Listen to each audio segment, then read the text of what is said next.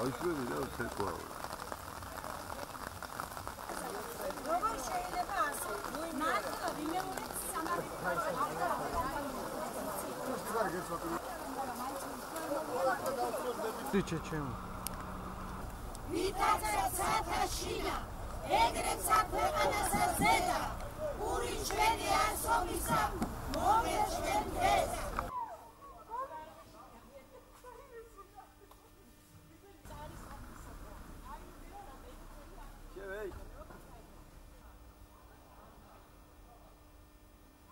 ჩვენი პროტესტის მთავარი არსი ის არის, რომ თურქეთის მოქალაქე მუსტაფა ბუიუქმა შეიძინა ჩვენი მეზობლის სახლი. მასთან ურთიერთობის დროს გაირკვა, რომ ის აშენებს ოფისს და სასტუმროს. ჩვენ მას ეს მიულოცეთ და მისთვის არანაირი პრობლემა არ იყო. ეს იყო კერძო საკუთრება.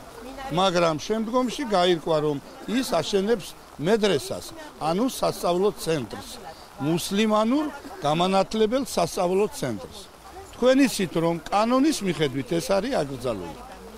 მაგრამ მან დღეისთვის უკვე საქართველოს სხვადასხვა რეგიონებიდან გააფრთხილა პატარა ბავშვები მშობლებთან 45 ბავშვი და უნდა მოიყვანოს აქა. დღეს ამიტომ ამ დილით 9 საათზე შევიკრიბეთ, რომ ეს არ მოხდეს. ფაქტიურად ეს არის ჩვენი ძმები მუსლიმანების შეცდომაში შეყვანა და ეს არის მზაკრული თურქეთის პოლიტიკა. ჩვენ მუსლიმანური ქართველი ჩვენი ძმები წინააღმდეგ არაფერი პრეტენზია არ აქვს. ქობულეთში არის 2 სასწავლო ცენტრი, გადაანაწილონ ბავშვები იქა და თუ აუცილებლობა ასწავლონ. ისტორიულად ამ ადგილას ცხოვრობს ქრისტიანები. გასაგებია, რომ ამის შემდეგ დაიწყება მუსლიმანური წესისა და კანონის აღსარებლობა, რაც ჩვენთვის, ჩვენი უფლებებისთვის, ანუ ადამიანის უფლებებს ეხება ეს, არის აბსოლუტურად მიუღებელი. ეს ჩვენ ქრისტიანებმა გავაპროტესტეთ ეს და ვისურვეთ ყველა აქ თავშეყრილმა მოსახლეობამ, ხალხმა, ახალგაზრდებმა დაგვეკლა ხორი. დავკალით ხორი იმისათვის, რომ ვეღარ მოვიდნენ, ძალიან უყვართ თურმე მუსლიმანებს ეს ბჭყალებში ხორი. და იმდენად უყვართ, რომ ჩვენ ვიწევთ მათ ამ ღორისაგან დამზადებული კერძებზე, სუფრაზე ვიწევთ და მოვიდნენ და სიამონებით მივართვევთ. პრობლემა ის არის, რომ მოსახლეობა ეწინააღმდეგება იქ პანსიონატის გახსნას, რა თქმა უნდა და არ დანებდება, როგორც არაერთხელ საუბარში გამიცხადეს.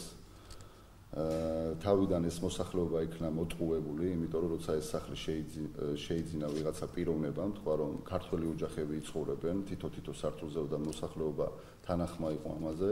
მერე აღმოჩნდა, რომ ვიღაცამ უთხრა რომ იქ მინარეთი უნდა აშენდეს და ფაქტიურად იქიდან დაიწყო უკვე ხალხის წინააღმდეგობა. შემდეგ ამ ხალხმა განაცხადა, რომ იქნება პანსიონატი, როგორც მოგეხსენებათ, პანსიონატს სჭირდება ლიცენზია. ეს ლიცენზია მათ არ გააჩნიათ. ფაქტიურად ჩავთვალოთ, რომ ეს უკანონოდ უნდა გაიხსნას, ისინი აპირებენ 15-ში გახსნას სასწავლების, ასე ვთქვათ, პანსიონატის, რომელიც 7 კლასის ზემოთ უნდა იყოს ბავშვებმა და იმეცადინონ. ამიტომ ეს არის უკანონობა პირველ რიგში. უნდა გქონდეთ პირველ რიგში მათ ლიცენზია.